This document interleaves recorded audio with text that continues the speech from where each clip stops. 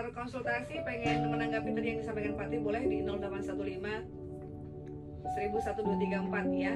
Dan kita masih membahas tentang persepsi itu tidak selalu selamanya realita ya Pak Tri ya. Iya, betul. Tapi kadang-kadang kalau di kehidupan sehari-hari itu Pak Tri, yang namanya persepsi itu seringnya bertolak belakang. Ya. Itu benar nggak Pak Tri? Ya, betul. Karena kita Seringnya ya. sering kali gini Mbak, apa yang terjadi pada interaksi kita dengan orang lain, kita ini suka sekali membuat persepsi-persepsi tentang orang yang sedang berinteraksi dengan kita, Ya. sehingga kita punya penilaian-penilaian. Hal penilaian ini menurut saya saja, padahal saya hanya melihat permukaan. Nah, padahal orang ini kan yang ada tidak hanya permukaan yang kita lihat, Betul. dalam-dalamnya itu macam-macam kan kita nggak tahu, Nggak tahu, sehingga kita hanya ambil sebuah kesimpulan. Nah, inilah yang seringkali salah mempersepsikan sesuatu, termasuk ketika kita menemui sebuah peristiwa, Mbak. Peristiwa itu kan material, bisa kita lihat, bisa kita dengar, bisa kita rasakan, itu materialistik. Padahal sesuatu yang terjadi secara material itu belum tentu seperti yang kita bayangkan, kita pikirkan. Itulah yang kenapa ketika kita gagal itu kan misalnya nggak lulus ujian, itu kan materialistik. Kenapa? Angkanya ada, nilai hurufnya ada. Yang ada pada kondisi itu, wah pasti ini buruk. Nah, kita ambil kesimpulannya kan itu.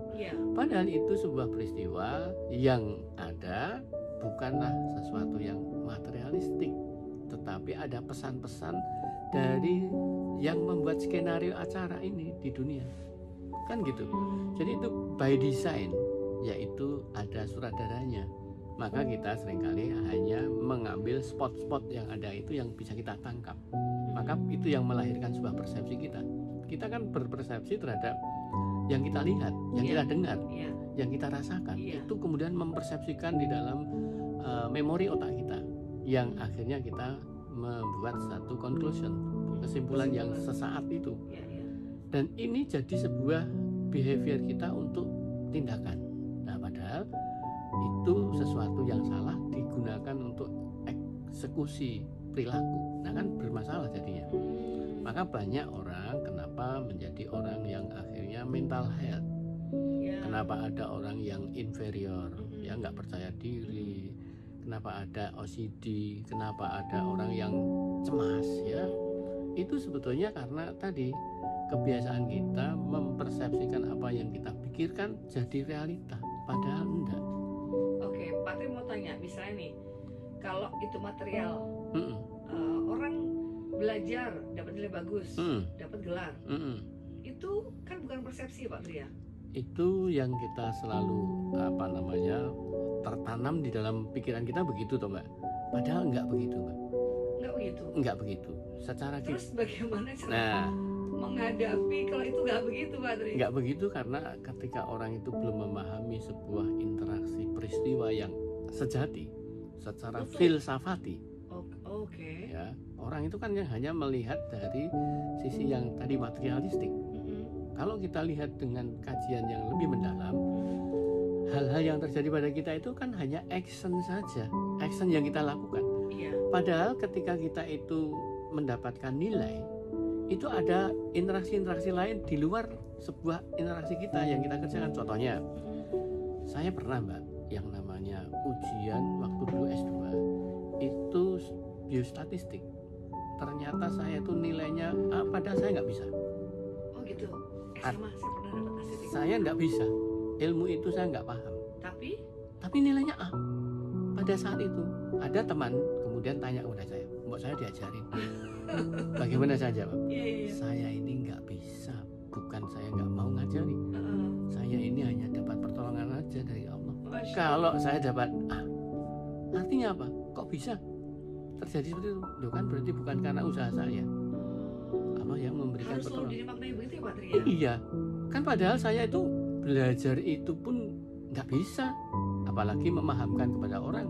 Kalau saya paham, saya bisa mentransfer pada posisi menjelaskan pada teman yang nggak dapat sebaik saya nilainya.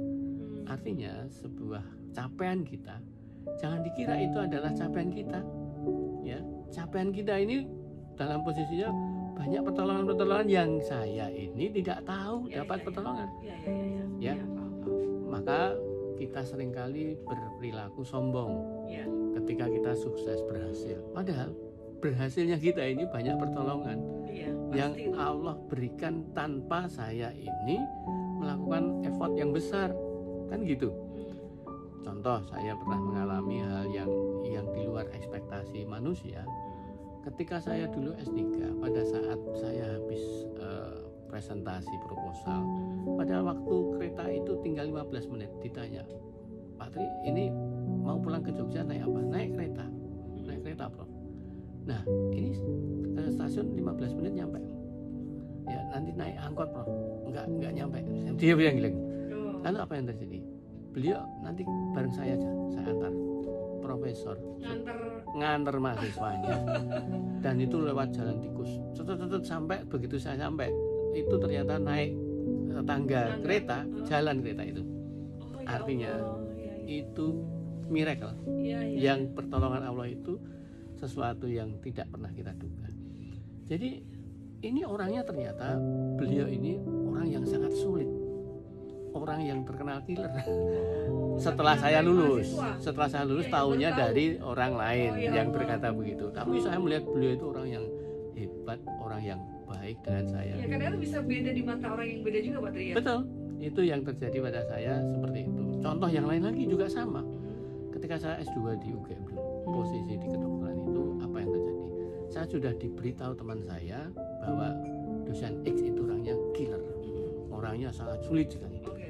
Tapi ternyata apa? Beliau sangat baik sekali dengan saya. Itu kenapa ya Pak Tri? Nggak tahu. Tetap jawabnya nggak tahu ya. Saya tidak Tapi bisa heran, berpersepsi. bisa gitu. Ini sepeda Pak Tri ya. Saya punya langganan. Padahal yang jual tuh Allahu Akbar, juteknya setengah mati ya Allah gitu. Terus itu sudah sejak saya itu kuliah sampai sekarang ini Pak Tri. Kalau sama orang tuh kayak cuman seperlunya, wajah nggak pernah senyum, musam gitu. Begitu saya misalnya, aduh mas nggak ada ini, nggak apa-apa bawa aja.